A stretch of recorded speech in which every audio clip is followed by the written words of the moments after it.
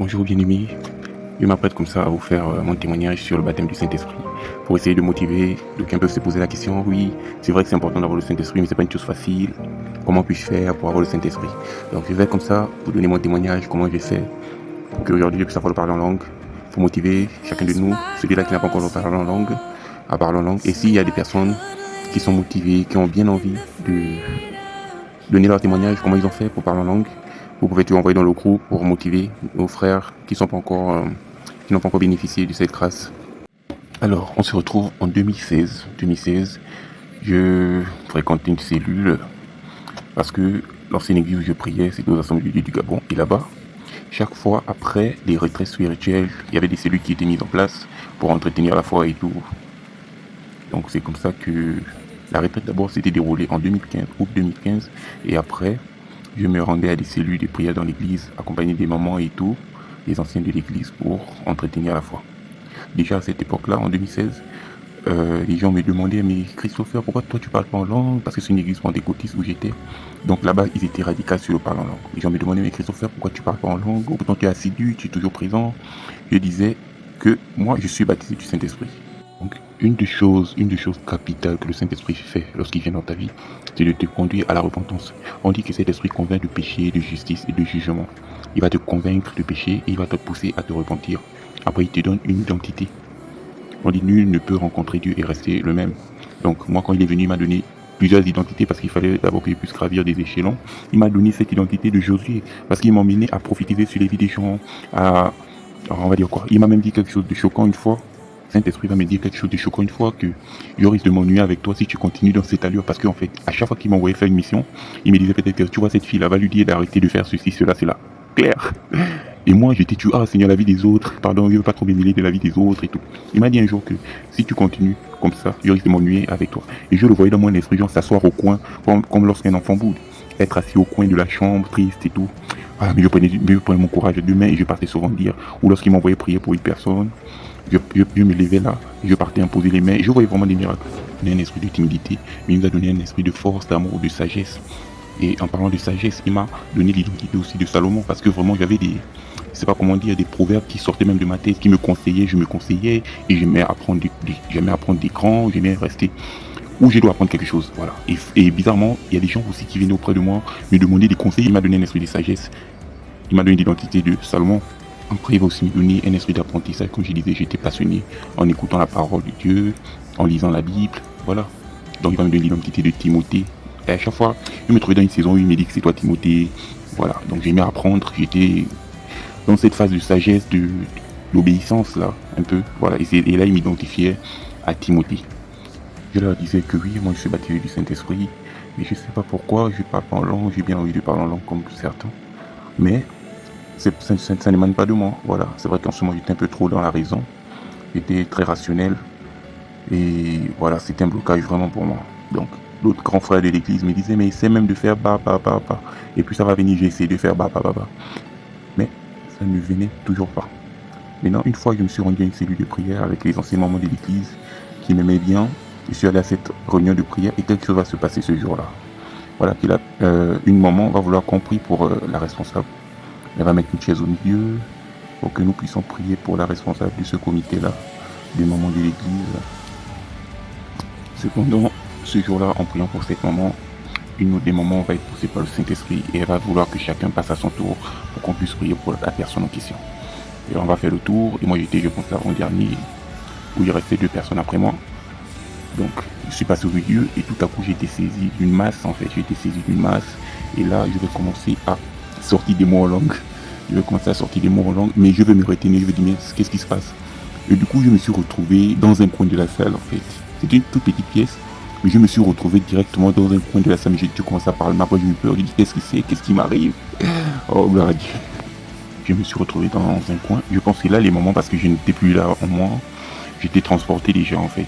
Je pense que les mamans se sont concertées ou se sont regardées pour dire que là, le petit est transporté. Elles ont augmenté en prière. Oh, c'était merveilleux. Elles ont augmenté en prière.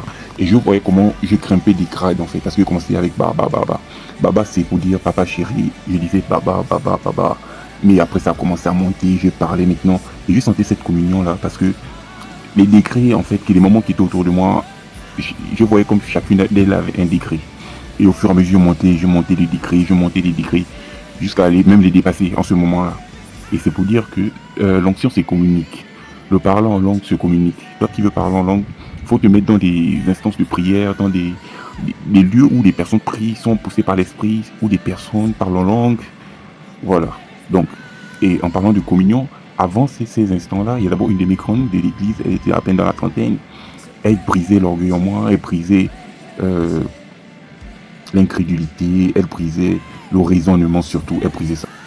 Donc j'ai appelé maman Brunellia, elle a beaucoup fait vraiment pour qu'elle puisse savoir. Et vraiment c'est parce qu'elle m'a attrapé même jusqu'à m'écrire dans les oreilles, Seigneur, donne-lui le Saint-Esprit, donne-lui le Saint-Esprit. Et moi à un moment je commençais à être déçu et dire, oh Seigneur, je vois comment cette grande, j'ai appelé maman là, c'est bas pour moi, comment elle veut vraiment que je puisse avoir ce Saint-Esprit, mais pourquoi tu ne me visites pas? Mais moi-même je savais intérieurement que j'étais devenu différent en fait. Je voyais le monde d'une autre manière. Vraiment j'étais différent, je commençais à apprendre, à écouter la parole, je mettais les chaînes de Joss Meyer. Vraiment, je dis la béni cet moment, j'écoutais beaucoup ses prédications et il m'enseignait vraiment. C'est comme s'il prêchait rien que pour moi en ce moment-là, en 2016. C'est comme si Joss Meyer ne prêchait que pour moi, je l'écoutais beaucoup. Et je commençais à avoir des paroles de sagesse, je commençais à méditer intérieurement, je me parlais beaucoup.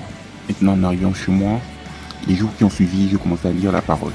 Parce que moi, avant le Saint-Esprit, j'étais vraiment quelqu'un de différent. Même pour lire la parole, lorsque j'arrivais à l'église, il y a des messages que je ne comprenais pas en fait. Je suis là, j'écoute les messages, mais je ne comprenais pas le message. Je lisais la parole, mais ceux qui lisent la parole, ils comprennent quoi? Alors que là, j'étais bien poussé par le Saint-Esprit, je me réveillais à 24 heures, je me réveillais à 5 heures, j'avais vraiment ce désir en fait. J'étais inondé d'amour et de paix, vraiment inimaginable, vous n'avez pas idée. J'étais inondé d'amour et de paix. Et voilà. Donc lorsque le Saint-Esprit arrive dans ta vie, il y a cela, il y a cette transformation-là qui va apporter, tu n'es plus le même. Car nul ne peut être visité par Dieu et rester le même. Il m'a donné l'identité de Christ parce qu'il m'a rempli. Il m'a rempli d'amour et de joie. Tu es vraiment rempli. Et là, je comprends pourquoi ou comment Jésus était transporté pour porter le péché du monde. C'est que l'amour de notre Seigneur Jésus-Christ est tellement grand. Il m'a rempli d'amour et de joie. C'est que tu es vraiment prêt à mourir même pour une personne en fait. Tu ne veux pas voir. Et c'est ce qui nous pousse, c'est cet amour qui nous pousse à évangéliser. Parce que tu ne veux pas voir ton prochain se perdre. Tu as mal de voir l'autre être un voleur, être voilà dans le monde. Et là, tu es poussé à lui parler de la parole, à lui parler des bienfaits de Dieu, de la transformation de Dieu dans ta vie. Voilà, donc il m'a donné cette identité de Christ là qui me remplissait d'amour. Aller dans trop de détails, mais c'était en quelques mots là, comment ça s'est passé en baptême du Saint-Esprit. Et là, je peux encore préciser que je n'étais pas encore baptisé d'eau, parce que j'avais encore ce petit doute là même dans le christianisme, me dire est-ce que c'est la secte, est-ce que quel pacte je veux faire. Maintenant c'est un an après, Dieu m'a conduit. À chaque fois Dieu me conduisait à un endroit et il mettait des personnes derrière moi pour me diriger, pour me conduire. Donc là, jusqu'à aujourd'hui, je suis heureux d'avoir le Saint-Esprit, d'avoir été transformé par Dieu. C'est tout ce qui précédait ce jour de prière, avec ces moments-là, qui a poussé. Parce qu'à l'intérieur, j'étais déjà transformé, j'étais déjà disposé à le recevoir. Mais il fallait juste un déclic, c'est le déclic là que je suis allé chercher auprès de ces moments-là. Donc, la grande en question, elle avait déjà posé le terrain, elle avait étalé le terrain, vraiment, elle se battait. Et je suppose même qu'elle priait pour moi chez elle. Maintenant, Dieu m'a fait grâce ce jour. Donc, j'ai d'abord eu honte avant de prier de manière accélérée. Mais vu que ces moments autour de moi accéléraient dans la prière, je ne me suis pas hésité à me lancer. J'ai dit, peut-être que c'était juste une visite. Donc, avant qu'il ne parte, je le tiens. Je le tiens par le point de la robe pour qu'il ne me laisse plus. Et troisièmement, il y a une chose, c'est vrai que j'ai fait encore un peu à ma manière, où j'ai fait la tête, où j'ai fait la résistance. Mais troisièmement, il y a l'appel. Lorsque le Saint-Esprit vient en toi, il y a l'appel. Et là, à cette époque-là, les moments, partout où j'ai passé, on me poussait toujours à donner une exhortation. Et on m'appelait oin. J'entendais cette parole, je ne savais même pas quoi. Puis c'est quoi un oin? C'est quoi une personne mise à part? Moi, on me disait quoi? L'enfant là, c'est un oin. Or, c'est un mis à part. Ça sortait plusieurs fois. Et c'est vraiment plusieurs mois après, ou quelques années même après, 1 an ou 2 ans après, que j'ai appris. J'ai dit, c'est quoi oin? C'est quoi? Et vraiment, j'étais dans toute cette phase-là de transformation où le Saint-Esprit m'enseignait des trucs. Et tout ça là, tu es dans la sanctification. C'est pas de tes propres forces, mais c'est pas le Saint-Esprit qui t'emmène dans une ère de sanctification parce que tu as besoin d'entendre savoir. Et lui, il parle vraiment quand le Saint-Esprit, il demeure là où il est à la sanctification. Il dit, soyez saints comme lui-même il est saint. Donc, il va te, c'est pas par tes propres forces. Voilà, pour nous les jeunes, tu vois les jeunes autres s'amuser d'une manière désagréable, mais toi, tu les envies pas en fait. Que ce soit l'alcool, le sexe, tout ça, tu les envies pas. Toi, tu es vraiment, tu es transporté pour le Saint-Esprit. Tu es dans un autre monde, si je peux le dire comme ça. Voilà. Et maintenant, pourquoi Dieu nous lance l'appel? C'est parce que, comme il dit dans sa parole, allez et faites de toutes les nations des disciples. Donc toi, tu as été sauvé. Dieu voudrait aussi que tu puisses sauver ton prochain. Voilà. Donc c'est un peu ça les 3 points. Premier point, c'est la repentance et l'identité. Deuxième point, c'est la paix, qui te donne vraiment une paix intérieure qui n'existe nulle part. Et troisièmement, il te lance l'appel en fait. L'appel pour être son témoin, l'appel pour faire des nations les disciples, pour être son serviteur. Donc, c'est tout ce que je peux apporter. Maintenant, on va essayer de passer une petite phase de prière. Je danse aujourd'hui, je suis dans la joie que le Saint-Esprit puisse habiter en moi. Et je t'invite vraiment à demander à Dieu à travailler pour recevoir ce Saint-Esprit. Père éternel, je te bénis, je te rends grâce. Merci pour tous les membres d'Enjoy in Jesus qui suivent ce message, qui suivent ce témoignage, Père éternel. La même manière que tu as fait dans ma vie, je te prie au nom de Jésus de faire dans la vie de tout un chacun. Celui-là qui réclame ton Saint-Esprit. Tu as dit, tout ce que vous demanderez au Père en mon nom, je vous l'accorderai. Tu n'es pas un nom pour mentir, ni le Fils un nom pour se repentir. Père éternel, maintenant tu as dit, je ne vous laisserai pas ce jour, je vous enverrai le Consolateur, qui est le Saint-Esprit, Père éternel. Quelle difficulté de traverser ce monde sans le Saint-Esprit, Père éternel. Nous soupirons après ton Saint-Esprit. I decree in the name of Jesus that you are blessed and highly favored. I decree by the mercies of God that all things work together for your good. In the name of Jesus, I roll away the stone of stagnations. In the name of Jesus, I decree by the mercies of God that whatsoever that is standing as an obstacle before you has been laid down in the name of Jesus. I decree from now henceforth, you are soaring on the eagle's wing. In the name of Jesus, I decree over your life, you will not be small, you will not be feeble. In the name of Jesus, I decree in the name of Jesus, you are receiving strength. I decree by the mercies of God that every ordinances of darkness against you is brought down to nothing. In the name of Jesus, by the mercies of God, I decree you will succeed. I decree you will excel. I decree in the name of Jesus, you will not be small. Everything that has stood against you, in the name of Jesus, I decree let it be exposed right now. In the name of Jesus, I decree over your life, you will testify. In the name of Jesus. Nous soupirons après ton Saint-Esprit, nous soupirons après ton Saint-Esprit.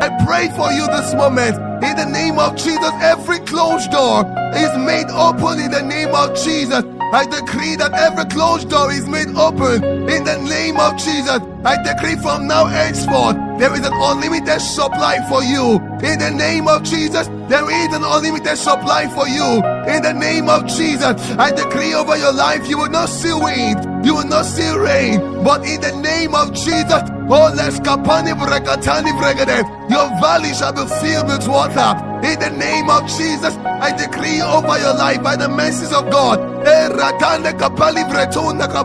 that every evil ordinances that have been spoken against you, spoken against your family, spoken against your loved one, in the name of Jesus, let that voice be condemned. Let that voice be condemned. In the name of Jesus, I decree and pray over your life. You are entering into your season of rest. You are entering into your wealthy place. In the name of Jesus, I decree that there is an anointing upon your life. This anointing will cause you to prosper. In the name of Jesus, I decree over your life that you are going from glory to glory. You are moving from grace to grace. In the name of Jesus, right now I decree, ascend to height. Ascend to height. You are ascending to heights unimaginable. In the name of Jesus, I decree that stagnation is expelled. In the name of Jesus, I stop you from being stagnant. Merci pasteur pour ces temps de prière. Merci à tous aussi d'avoir pris votre temps pour regarder cette vidéo. Que Dieu vous bénisse et que vous poursuivez dans la prière. Que le Saint-Esprit descende sur vous cette nuit au nom de Jésus. Ne baissez pas les bras, ne baissez pas les bras. Que le Saint-Esprit vous visite. Que le Saint-Esprit vous visite au nom de Jésus. Et au nom de Jésus. Tu reçois le parler en langue. Toi qui crois à cette prière, tu reçois le parler en langue. Et tu reçois la délivrance de la langue. Et ta langue se délie au nom de Jésus. Au nom de Jésus. Au nom de Jésus. Merci Jésus. Merci Jésus. Sois béni pleinement. Amen. Amen.